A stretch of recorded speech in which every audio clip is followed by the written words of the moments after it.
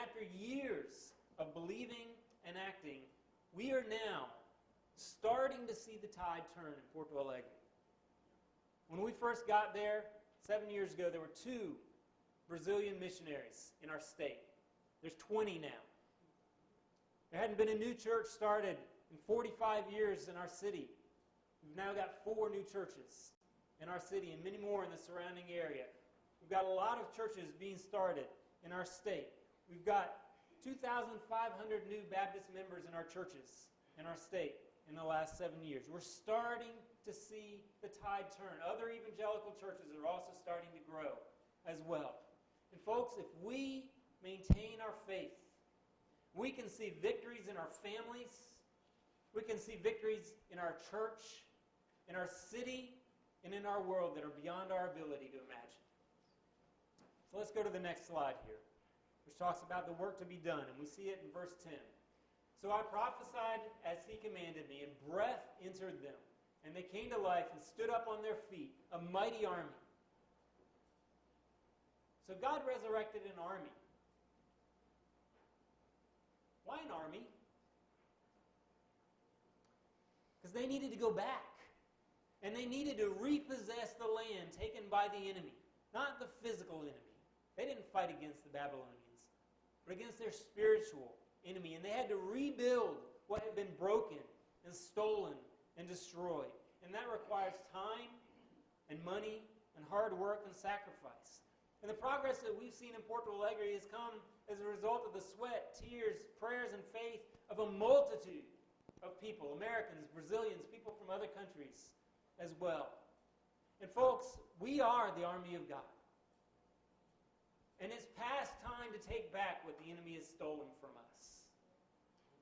The enemy has surrounded us, destroying our families and our society, making church members into spectators instead of participants, and telling us that we should be happy with the status quo in our society and in our churches in the face of an enormous and growing population.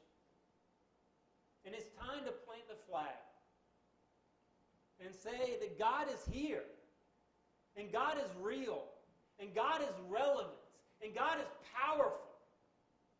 And He really cares what's happening in our lives. He really cares what's happening in your coworker's life, in your neighbor's life, in your kid's life. And He's powerful enough to change it for His glory and for His honor. And wherever God is, which is everywhere, His kingdom is present in His people.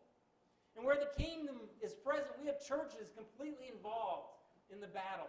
We have healthy families. We have people being saved from darkness. We have relationships being restored. We have people being healed of demonic oppression and disease. We have churches starting churches where there are none.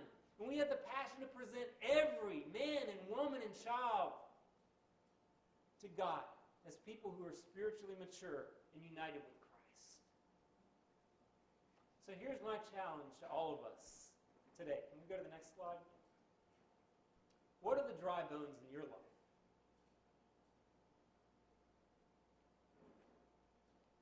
Is God telling you to believe for the impossible?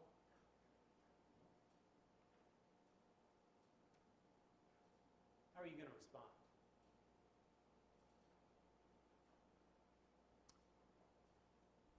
I want to take you back to André and Leonelia, because the story doesn't end there. You see, André was hiding out in his shack in the slum with the police looking for him. And a knock came on the door. And for some reason that he could not explain, still can't explain, he answered the door, which was a dumb idea.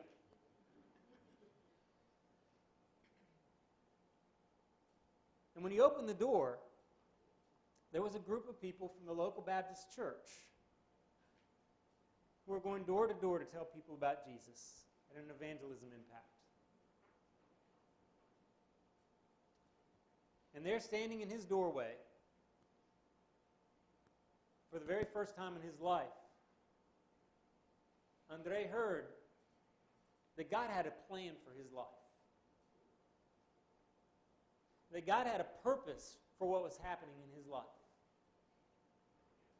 And that God wanted to bring peace to his relationships and to his heart.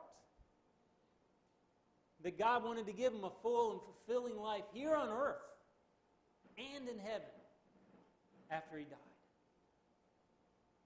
But that Andre had a problem. And his problem was that he had sin in his life which was separating him from God. And there was absolutely nothing that Andre could do to wipe away that sin. And that's why Jesus came. To change it all. To provide forgiveness for him. So that he didn't have to pay the price. But that he had to make a decision.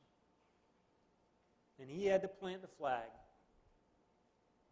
and say that from this day forward, his life belonged to Jesus. And he had to ask for forgiveness and completely surrender his life to Jesus.